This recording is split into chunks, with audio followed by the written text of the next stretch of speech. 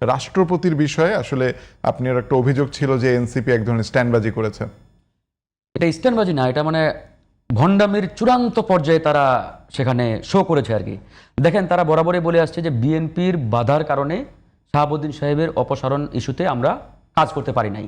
আমরা আন্দোলনের ডাক দিলাম, আন্দোলন করলাম, এক পর্যায়ে আমাদেরকে থ্রেট দেওয়া হলো আন্দোলন বন্ধ না করলে অ্যাকশনে যাব।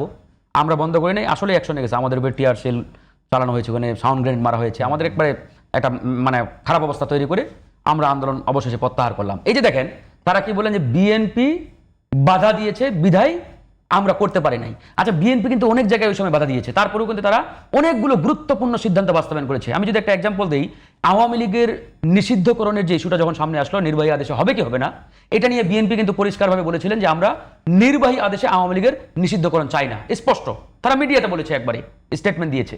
এরপরে এনসিপি কি করলো, লোক বল সব নিয়ে একবারে যমুনার সামনে গিয়ে ঘেরাও করলেন, ওখানে টানা একবারে আপনার আন্দোলন, এবং সরকারিভাবে যে আন্দোলন হয় আর কি, তাদের উপরে আবার এসির মতো বাতাস দেওয়ার জন্য ওই যে কি একটা মেশিন আছে না, ওই যে সিটি কর্পোরেশনের ঠান্ডা হাওয়া দেয় পানি ছিটিয়ে, ওটারও ব্যবস্থা করা হলো, মানে তারা যাতে আরামে আন্দোলনটা করতে পারে।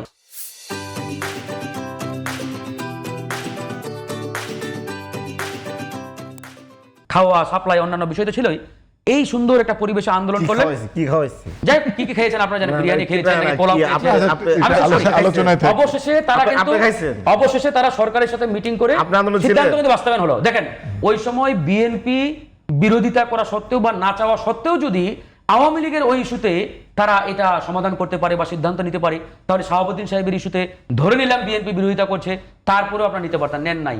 এখন এসে যখন আপনাদের ক্ষমতা নেই, এখন আপনারা বলছেন কেন শাহাবুদ্দিন সাহেবকে চেয়ারে রাখা হবে, হাউ ফানি। এরকম মানে স্ট্যান্ডবাজি রাজনীতি করলে তো জনগণ আপনাদের খাবে না ভাই। জনগণ যখনই আপনাদের এই প্রতারণামূলক রাজনীতি ধরতে পেরেছে, তখনই কিন্তু জনগণ বুঝছে যে না, আপনারা আসলে কোন রাজনীতি করতে চান আর কোন নতুন বন্দোবস্ত আমাদেরকে উপহার দিতে চান আমরা দেখতে পাচ্ছি। মানুষ মুখ ঘুরিয়ে নিচ্ছে এই কারণেই। আপনারা যদি সলিড হইতেন, সত্যিকার অর্থেই জনগণের কল্যাণমুখী একটা নতুন ধারা রাজনীতি জনগণকে উপহার দিতে চাইতেন, তাহলে আপনারা সেদিন শাহাবুদ্দিন সাহেবকে অপসারণ করতেন। আমরা যেহেতু অন্য আলোচনায় যাবো, একটু দুইটা প্রশ্ন ছোট্ট করে জেনে নিই আপনার কাছে। প্রথম কথা হচ্ছে, জনগণ মুখ ফিরিয়ে নিচ্ছে, এইটার মাপকাঠি কি আসলে শেষ যে সংসদ নির্বাচন হলো ওইটা দিয়ে বিবেচনা করছে না? 2 নম্বর হলো, আপনারাও কি শুধু ওই আন্দোলন থেকে সরে এসেছিলেন আসলে টিয়ার গ্যাসের কারণে, না আপনারা কন্টিনিউ করলেন না কেন?